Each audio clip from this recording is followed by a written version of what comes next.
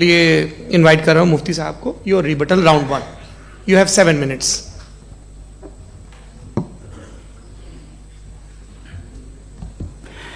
Thank you very much Javed साहब, आपकी बात को सुनकर बड़े महजूज हुए हम लोग। महजूज, do you understand? We enjoyed. Okay, अब थोड़ा सा लॉजिकली उसको हम लोग देखते हैं। दरअसल हम लोगों ने कल गुजारिश की थी मुफ्ती साहब से भी, जावेद साहब से भी, कि हिंदुस्तानी जबान आम फहम सबको समझ में आ जाए और जहां कहीं आप मुश्किल शब्द इस्तेमाल करें वहां बताते भी चलें। Thank you. तो सबसे पहले हमारे रिस्पेक्टेड जावेद साहब ने हवाला दिया कि खुदा फानी है। कितने मजहब आगे चले गए, किसी ने जुपिटर को खुदा माना, किसी ने किसी को माना। मैं कहता हूं जिसने कॉन्टिंजेंट चीज को खुदा माना, गलत माना, वो खुदा ही नहीं, वो खुदा ही नहीं है। हम तो नेसेसरी बीइंग को साबित करने बैठे हैं, वो नेसेसरी कॉज जो इटरनल है, जो अबदी भी है और अजली भी है। हम किसी और को साबित करने नहीं बैठे। दूसरी चीज उन्होंने कहा कि फेथ एंड बिलीफ, ये एक ऐसी डेफिनेशन है फेथ की जो इन्होंने पहली मर्तबा पेश की है, या माफ कीजिएगा इन्होंने पहली मर्तबा पेश नहीं की है, रिचर्ड डॉकिंस ने पहली मर्तबा पेश की है। मुझे मालूम है ये सोर्स कहां से है। एपिस्टेमोलॉजिकली फेथ और बिलीफ का फर्क आप इस तरह नहीं कर सकते सर। फेथ सही भी होता है, गलत भी होता है। बिलीफ सही भी होता है, गलत भी होता है। जो लॉजिक, रीजन और एविडेंस से बैक्ड होगा वो फेथ सही होगा। और आप जिस फेथ की बात कर रहे हैं कि इलॉजिकल है और उसके पीछे नहीं है, तो we are on the same page. हम नहीं मानते उस फेथ को, जो फेथ ऐसा हो जिसके पीछे कोई लॉजिक ना हो, एविडेंस ना हो, हम नहीं मानते। हम तो उस फेथ के कायल हैं जिसके पीछे लॉजिक हो और एविडेंस हो। तो बिलीफ सही भी होता है, गलत भी होता है, फेथ भी सही होता है और गलत भी होता है। तो आज फेथ और बिलीफ के डिफरेंस पे बात नहीं हो रही। आज आप चाहे फेथ एक्सेप्ट कर लें या बिलीफ एक्सेप्ट कर लें, आज ये बात होगी कि ट्रूथ क्या है। चाहे ट्रू बिलीफ सही है या ट्रू फेथ सही है, और फॉल्स फेथ क्या है और फॉल्स बिलीफ क्या है, बात इस पे हो रही।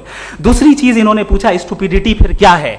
अगर फेथ रिलीजन स्टुपिडिटी नहीं है तो और क्या है? चूंकि फेथ का मुतालबा करते हैं तो स्टुपिडिटी क्या है? मैं कहता हूं स्टुपिडिटी एथिज्म है। उसकी वजह यह है कि आप एक सड़क पे जा रहे हो और आप किसी गार्डन में जाएं और देखें वहां लिखा है फूलों के साथ, I love Javed Akhtar, and I really do, I love you sir. So जब आप वहां पर पहुंचे तो वहां पहुंचकर अब ये बताएं, क्या आप ये कहेंगे वाह व्हाट अ नेचुरल सिलेक्शन? ये क्या नेचुरल सिलेक्शन है? नहीं, ये प्रिसाइजली डिजाइंड है, इसके पीछे डिजाइनर है। लिहाजा अगर कोई एक ऐसी कॉमन सेंस की बात को कबूल नहीं कर रहा है कि यूनिवर्स जो इतने प्रिसाइजली काम कर रहा है, हम कह दें कि खुद ब खुद बन गई, मैं समझता हूं इससे बड़ी स्टुपिडिटी और कुछ नहीं है। ये इर्रेशनल चीज है। फिर हमारे सर ने कहा कि आपने बॉल पे फोकस किया, आइलैंड पे फोकस नहीं किया। अरे आइलैंड को किसने बनाया यही समझाने के लिए तो बॉल की मिसाल दे रहा हूं। और बॉल भी कॉन्टिंजेंट है, आइलैंड भी कॉन्टिंजेंट है, दोनों नेसेसरी बीइंग का मुतालबा करते हैं। आगे इन्होंने कहा कि नेचर में कोई इंसाफ नहीं है। हम डिसाइड करते हैं कि मोरालिटी क्या होती है, इंसाफ क्या होता है। हम डिसाइड करते हैं, जैसे ड्राइविंग सीट में ट्रैफिक वाला, ये तो किसी खुदा ने नहीं कहा, ये है, इसे कहते हैं फॉल्स इक्विवेलेंस। ये एक लॉजिकल फेलेसी है।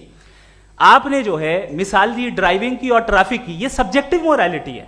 आप सब्जेक्टिव मोरालिटी को मिसाल बनाकर ऑब्जेक्टिव मोरालिटी के ऊपर नहीं थोप सकते। इंसाफ की ऑब्जेक्टिव मोरालिटी है। अगर आप ये कहते हैं कि नेचर में इंसाफ नहीं है तो इंसाफ का न होना ये नेचुरल हुआ, तो फिर नेचर को नेचर रहने दे। क्यों हम इतना स्ट्राइव कर रहे हैं दुनिया में इंसाफ लाने के लिए? ये तो इलॉजिकल बात है, इर्रेशनल बात है। इसलिए बहुत सी चीजें ऐसी हैं जो ऑब्जेक्टिवली जो है इविल या गुड हैं, और बहुत सी चीजें ऐसी हैं जो सब्जेक्टिवली हैं। सब्जेक्टिवली जो मोरल होता है या इमोरल होता है उसको हम सोशल कंसेंसस से या पर्सनल प्रेफरेंस से डिसाइड करते हैं। लेकिन जो ऑब्जेक्टिव मोरालिटी है, जिसमें इंसाफ आया, जो इन्होंने बार बार रिपीट किया, ये ऑब्जेक्टिव है, सब्जेक्टिव नहीं है। अगर आप कहते हैं ये सब्जेक्टिव है तो मेरा सवाल आपसे ये है, क्या सोशल कंसेंसस के जरिए अगर जुल्म को सही करार दे दिया जाएगा तो आप जुल्म को जस्टिफाई करेंगे? दूसरी चीज इन्होंने यह कहा कि 2 पैक शराब पी लें तो वो उतने पे नहीं रहता, बढ़ जाता है। यही मामला मजहब के साथ है। 2 पैक आप पी लें बढ़ेगा। तो ये एक ऐसी मिसाल है, इसको कहीं भी फिट कर लें कि आप एथिज्म पे जब फिट करें, जब आप 2 पैक एथिज्म का लेंगे ना तो वो बढ़ बढ़ के नॉर्थ कोरिया बनेगा। Thank you.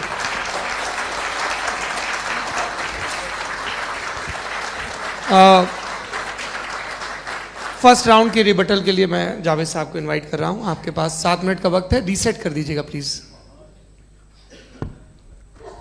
मुझे इस बात की खुशी है कि मुफ्ती साहब ने भी मान लिया कि नेचर में कोई इंसाफ नहीं है।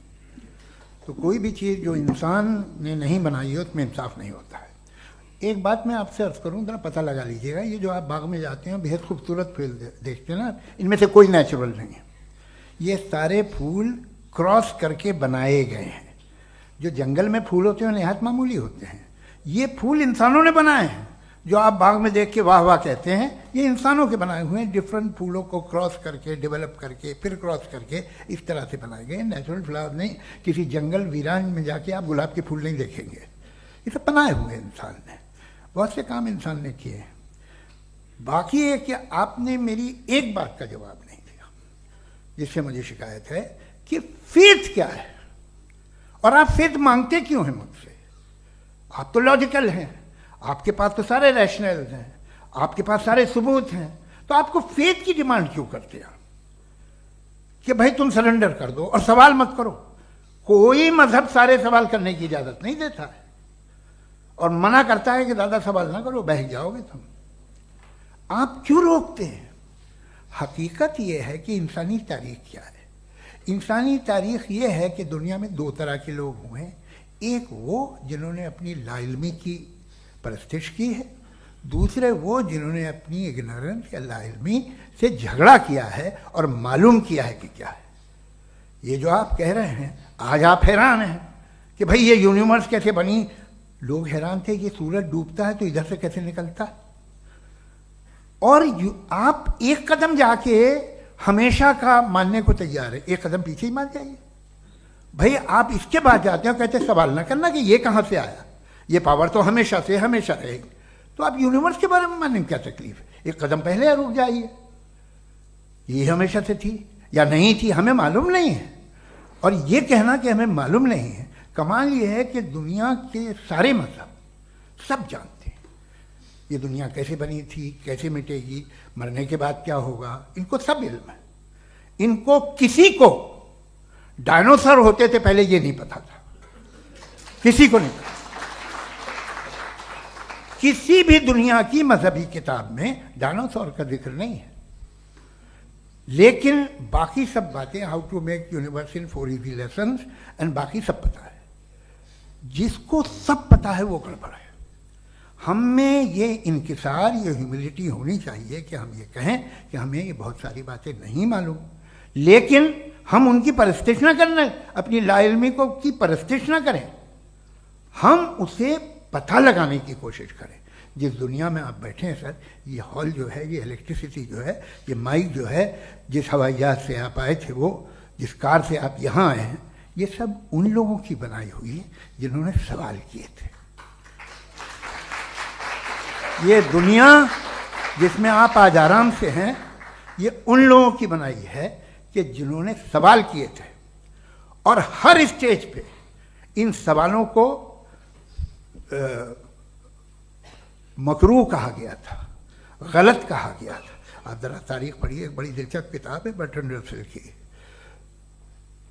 जिसमें उसने रिलीजन एंड साइंस कि कब से रिलीजन जो है साइंस के अगेंस्ट है। और हद तो यह है कि भाप के इंजन के खिलाफ थे, स्टीम इंजन के भी खिलाफ थे, और फतवे हुए उन पर, वेटिकन ने दिए। तो ये हमेशा, अभी जैसे ही ये राइट विंगर आते हैं अमेरिका में पावर में, तो वो जो अपना ये क्या बोलते हैं उसे, सीड क्या बोलते हैं, सीड क्या जो, हाँ नहीं सीड जो होते हैं जिस पे जी नहीं भाई, वो जो ह्यूमन बॉडी के